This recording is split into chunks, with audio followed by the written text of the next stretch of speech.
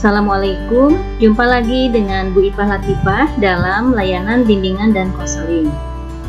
Nah, layanan kali ini Ibu akan menyajikan satu tema, yaitu tentang prokrastinasi. Murid-murid yang hebat dalam masa BDR, belajar dari rumah, masa PJJ, pembelajaran jarak jauh, yang sudah kita hadapi kurang lebih 1 semester. Mungkin kalian sekarang sedang merasakan ada pada titik jenuh, ada pada kondisi yang bosan, ada pada kondisi yang sudah kurang peduli terhadap beragam kegiatan belajar dan sekolah secara daring. Nah, banyak juga siswa-siswa yang mulai menghadapi kondisi-kondisi menunda-nunda tugas belajar, menunda-nunda tugas sekolah. Nah, itu adalah satu kondisi kalau dalam istilah psikologi disebut dengan prokrastinasi. Nah, lebih jelasnya apa itu prokrastinasi? Prokrastinasi itu adalah menunda pekerjaan atau tugas hingga beberapa waktu ke depan secara sengaja. Karena mungkin hal tersebut dirasakan berat, tugas tersebut dirasakan kurang menyenangkan ataupun kurang menarik, sehingga enggan dilaksanakan atau diselesaikan pada saat sekarang, tetapi kemudian ditunda keesokan harinya atau ke beberapa waktu ke depan, hingga kadang-kadang pada akhirnya lupa tugas tersebut untuk dikerjakan. Nah, orang yang melakukan prokrastinasi ini disebut sebagai prokrastinator. Nah, tentunya kita tidak inginkan disebut sebagai seorang prokrastinator. Nah, lantas kenapa sih kok banyak orang yang senang atau terjebak pada kondisi menunda-nunda pekerjaan?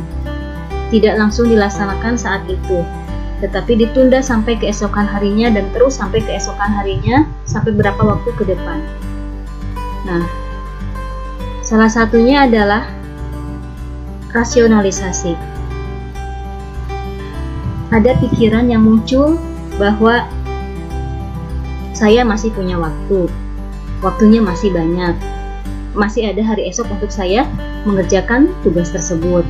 Atau mungkin ada orang-orang yang menunda-nunda pekerjaan atau menunda-nunda tugas sekolah karena dia merasa tidak mampu untuk melaksanakan saat itu, sehingga dia tunda-tunda sampai akhirnya waktunya semakin mepet.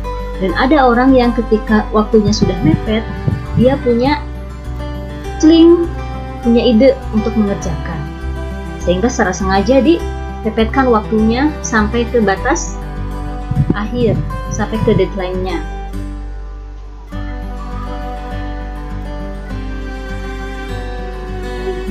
Beberapa tugas yang biasanya ditunda oleh seseorang itu ada 2 jenis.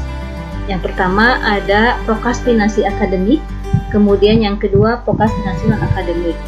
Prokrastinasi akademik ini adalah penundaan tugas formal seperti tugas-tugas sekolah, tugas kuliah, tugas-tugas belajar. Nah, yang prokrastinasi non-akademik ini adalah penundaan tugas-tugas yang sifatnya non-formal seperti tugas sosial, tugas-tugas di rumah, atau misalkan tugas-tugas ibadah. Nah, ini disebutnya prokrastinasi non-akademik.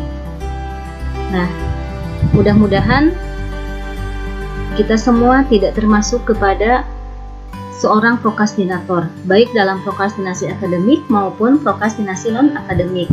Karena ketika seseorang dia terjebak terus di dalam kondisi prokrastinasi, senang menunda-nunda suatu tugas atau suatu pekerjaan, Nah, akan menimbulkan dampak yang tidak baik. Yang pertama, prokrastinasi itu bisa menimbulkan kecemasan atau stres. Karena semakin ditunda tugas, contoh tugas akademik, tugas sekolah, tugas belajar, semakin ditunda-tunda, kemudian semakin banyak tugas tersebut, akhirnya kan timbul rasa cemas, tertekan, aduh tugas semakin banyak, mana yang harus saya selesaikan terlebih dahulu, pada akhirnya semuanya tidak selesai.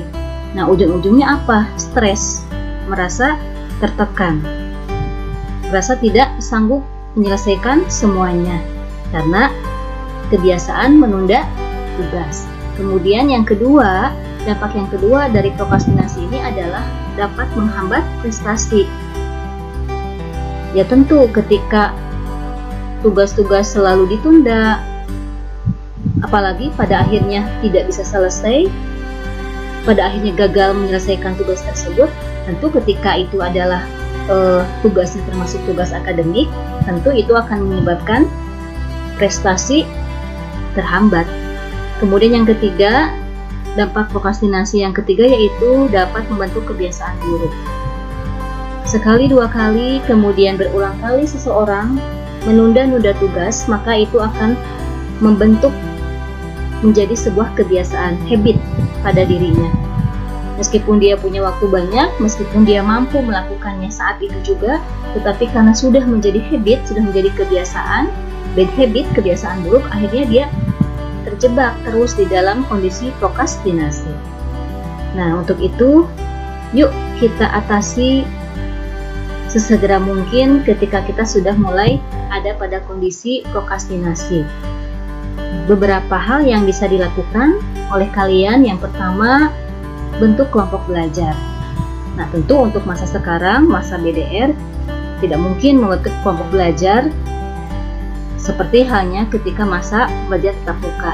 Tapi paling tidak, mungkin kalian bisa bentuk kelompok belajar di grup WA. Nah, sehingga kenapa perlu atau bisa dengan bentuk kelompok belajar dapat mengatasi prokrastinasi? Karena mungkin prokrastinasi itu muncul dirasakan ketika seorang tidak banyak asupan motivasi atau suntikan motivasi dari orang lain. Nah, sehingga ketika dengan bentuk kelompok belajar, nah, setiap orang, setiap anggota kelompok itu akan saling memberikan motivasi, akan saling mengingatkan, akan saling support. Nah, sehingga itu bisa mengurangi prokrastinasi. Yang kemudian yang kedua, langkah yang kedua yaitu manajemen waktu. Belajar untuk mengatur waktu. Kebanyakan tugas-tugas itu tidak selesai bukan karena tidak ada waktu, tetapi belum terampil dalam mengatur waktu. Nah, kemudian yang ketiga, yakin pada diri sendiri. Yakin insya Allah bahwa kalian punya potensi, punya kekuatan, punya keunggulan, bisa menyelesaikan tugas dengan baik. Yang keempat, buat rincian pekerjaan atau tugas. Nah, mulai diatur, mulai dikelola, dirinci tugas satu persatu. Hari ini tugasnya apa? Mana yang bisa diselesaikan, mana yang bisa diselesaikan lebih awal, yang harus diselesaikan lebih awal. Dibuat juga prioritasnya. Nah, kemudian yang kelima, ingat pada tujuan awal. Nah, ini ingat apa tujuan awal kalian belajar, apa tujuan awal kalian sekolah. Nah, dengan kita ingat pada tujuan awal, itu bisa memberikan motivasi. Akhirnya mengingatkan kita untuk yuk bangkit dari prokrastinasi.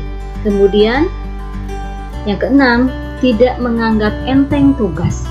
Nah, kadang-kadang prokrastinasi ini muncul juga karena seseorang meremehkan sebuah tugas. Ah, ini tugas gampang, nanti aja dikerjakannya. Nah, pada akhirnya meskipun tugas semudah apapun, ketika sudah ditunda-tunda terus dan akhirnya menumpuk, tugas menjadi banyak, akhirnya tugas tersebut tidak selesai juga.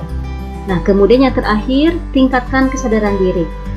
Nah, senantiasa ingat ketika kita terjebak, ketika kita sudah ada pada kondisi prokrastinasi, tingkatkan kesadaran diri bahwa prokrastinasi ini memberikan dampak, memberikan efek yang tidak baik pada kehidupan, memberikan efek, memberikan dampak yang tidak baik pada kondisi belajar, pada kesuksesan. Sehingga dengan kesadaran ini, kalian akan segera bangkit kembali ketika mulai merasakan pada kondisi prokrastinasi. Nah, murid-murid, itu saja yang dapat Ibu sampaikan di sesi layanan bimbingan konseling. Insya Allah, mudah-mudahan bisa memberikan pencerahan dan kita bisa jumpa lagi pada sesi bimbingan konseling selanjutnya. Assalamualaikum warahmatullahi wabarakatuh.